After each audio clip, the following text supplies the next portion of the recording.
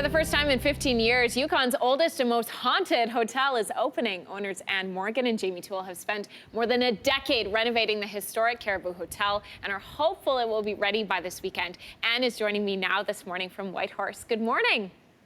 Good morning. So tell me a little bit about the Caribou Hotel. We know it's located in Carcross. It's over 100 years old. Why did you decide to undertake this massive project? Oh, for the history, for sure. It's got the most amazing history for the Yukon. It's a really significant landmark here, and it's a Yukon historic site now as well. So, pretty interesting place. The hotel dates back to the Klondike Gold Rush. Hard to believe, but it did. During its time, it was home to a number of famous characters, some that still live on, such as the ghost of former owner Bessie Gideon. Tell me about her. Oh, she was an amazing character as well. The hotel actually started, like you said, during the gold rush and got moved to Carcross and was actually remodeled and reopened by Dawson Charlie and called the Caribou Hotel. And just after his death, Ted and Bessie Gideon took over operations of the hotel. And then it burnt down shortly afterwards. So they didn't have it very long before they had to rebuild it. But they reopened in 1910, and Ted and Bessie operated it for a number of years until Ted passed away on October 27th.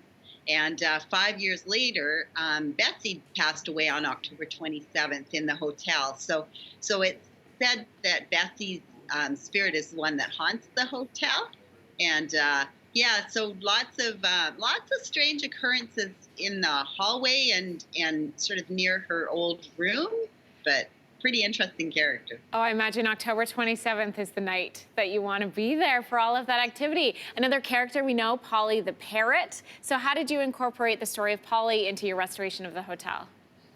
Oh, Polly is an amazing story as well. Polly actually came over the Chilkoot during the gold rush. He was owned by a barber in Vancouver and then arrived in the Yukon. And by 1913 had belonged to Captain Alexander, who lived down at Engineer Mine on Tagish Lake. And he and his wife used to go south for the winter on the steamships like lots of Yukoners did. And they would leave Polly the Parrot at the hotel for them to look after for the wintertime. And they'd come back in the spring and pick him up again.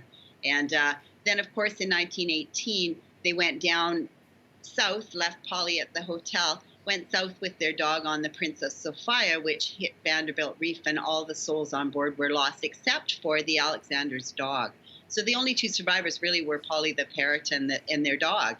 And so Polly came to live at the hotel, cursing and swearing and biting people, drinking whiskey until 1972. So very much known as a surly bird. So we've named the saloon in the hotel the Surly Bird in Polly's honor. And Polly was a very much loved Yukon character and is now buried in the Carcross Cemetery. But he passed away in 1972. And so there was a huge celebration in Polly's honor when that happened. And thanks so much for joining us this morning, and congratulations. Thank you so much. Come have a visit one day. Oh, we'd love to. That would be amazing. Thanks for watching. If you like this, be sure to subscribe here. And you can check out more Your Morning videos right here.